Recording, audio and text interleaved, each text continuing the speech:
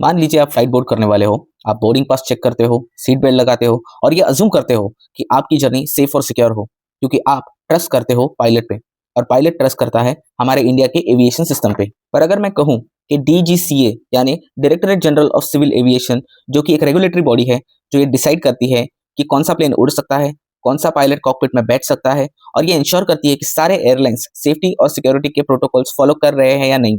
वही डीजीसीए जो air travel में आपकी और मेरी जान को सेफ और सिक्योर रखने का काम करता है, अगर वही आधा खाली पड़ा हुआ हो तो क्या अब भी आप प्लेन को, पायलट को या ट्रैवल करने वाले पैसेंजर्स को दोष दोगे, या ये जानने की कोशिश करोगे कि इस प्रॉब्लम का रूट कॉज क्या है? एयर इंडिया प्लेन के इंसिडेंट के बाद पार्लियामेंट की एक स्टैंडिंग कमेटी ने एक रिपोर्ट बनाई जिसका नाम था overall safety in civil aviation sector, और इस रिपोर्ट के फाइंडिंग्स आपको काफी डिस्टर्ब कर सकते हैं। इस रिपोर्ट का कहना है कि इंडिया दुनिया का थर्ड लार्जेस्ट एविएशन मार्केट है।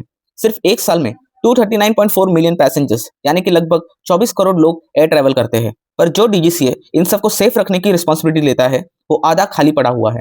1 जुलाई 2025 के हिसाब से डीजीसीए को टोटल 1063 स्टाफ की रिक्वायरमेंट थी, पर उनके सिर्फ 553 वैकेंसीज ही फुल हुई, बाकी 50% वैकेंसीज खाली रह गई। मतलब 50% स्टाफ अपने डबल कैपेसिटी पे काम कर रहा है ताकि डीजीसीए ऑपरेट हो सके। 2024 में डीजीसीए ने 12,683 सेफ्टी डेफिशिएंसीज को नोटिस किया, यानी 12,683 टाइम्स रूल ब्रेक हुआ। इन गलतियों में 81 ऐसी गलतियां थी जो लेवल 1 की मानी जाती थी और ये डायरेक्टली लाइफ थ्रेटनिंग थी। रूल्स के हिसाब से लेवल 1 सेफ्टी डेफिशिएंसीज का मतलब है इमीडिएट करेक्टिव एक्शन, और जब तक ये इशू सॉल्व ना हो एयरक्राफ्ट को ऑपरेट करना हाई रिस्क माना जाता है। पर फिर भी इतने हाई रिस्क को इग्नोर किया गया और जिन प्लेन्स में ये इश्यूज थे उन्हें ऑपरेट करने की परमिशन दी गई। अगर आप एक फ्रीक्वेंट ट्रैवलर हो तो आप इस डेंजरस पॉसिबिलिटी को डिनाई नहीं कर सकते कि आपने एटलीस्ट एक बार ऐसे सेफ्टी इश्यूज वाले प्लेन में ट्रैवल किया है and you never knew it. 2025 के सिर्फ 4 महीने में 4692 वायलेशंस हुए और क्लोज कितने हुए? सिर्फ 945। बाकी 3747 वायलेशंस अभी भी पेंडिंग थे और इसमें से 37 लेवल 1 के वायलेशंस थे। पर एविएशन सेक्टर को लेके इतना केयरलेसनेस, आखिर प्रॉब्लम क्या है? प्रॉब्लम यह है कि इस सेफ्टी और सिक्योरिटी के काम को हैंडल करने के लिए जो टेक्निकल मैन पावर की रिक्वायरमेंट है वही डीजीसीए के पास नहीं है। पैसेंजर्स बढ़ रहे हैं, प्लेन्स की डिमांड बढ़ रही है और साथ ही बढ़ रहे हैं प्लेन्स के सेफ्टी के इश्यूज।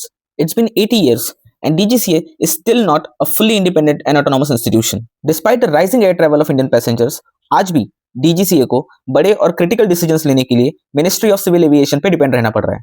डीजीसीए अपने खुद के डिपार्टमेंट के लिए ऑन डिमांड स्टाफ हायर नहीं कर सकता, इंडिपेंडेंट डिसीजन नहीं ले सकता, खुद के लिए फंड सैंक्शन नहीं कर सकता, यानी कि डीजीसीए पूरी तरीके से एक रेगुलेटरी पैरालिसिस और प्रोसीजरल डिलेमा में फंसा हुआ है। ये वीडियो थोड़ा बड़ा होने वाला है, इसलिए इसके पार्ट 2 का वेट जरूर कीजिए।